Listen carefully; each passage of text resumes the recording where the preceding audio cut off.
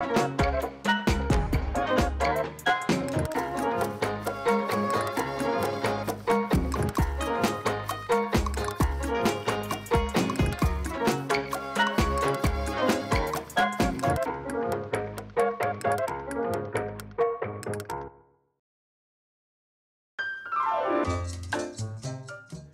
nato in Cuzzà nel 1951, sono cresciuto in Cuzzà e dopo nel 1965, dopo ho passato il certificato di studio in Sartè, che ho avuto, e dopo nel 66 è morto mio papà, nel 67 mio fratello che aveva fatto la guerra all'Algeria, mia mamma non ne poteva più, troppo zitti da Deva.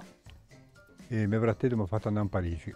Allora io giocavo a pallone, ero roso in Cuzzà, c'erano amici, giovani, giocavamo in equipe di pallone e dopo mio fratello ha detto ci veniamo a Parigi, ci veniamo a Parigi.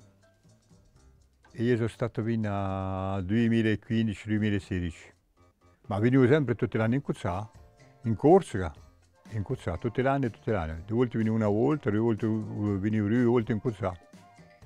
Non ho mai dimenticato il mio paese, non ho mai dimenticato la mia isola. E voglio particolarmente che mio figlio è nato in Parigi, ma lui ha sempre imparato a parlare corso.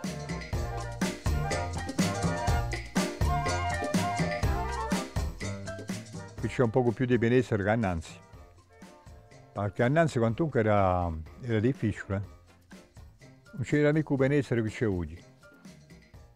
Perché annanzi era quantunque una vita abbastanza difficile per i donne, c'era mica comodità. E per i donne, il banco pallone, il travaglio era più difficile che ora. Non è più tutta fatta la stessa. Si può dire, c'era un poco più di... Poi la gente aveva i suoi casi da fare, ma non era più mica come va. C'era un po' più di solidarietà, c'era... Boh, e beh di now, boh, cioè, in Corsica che vedo che è un continente in questo momento.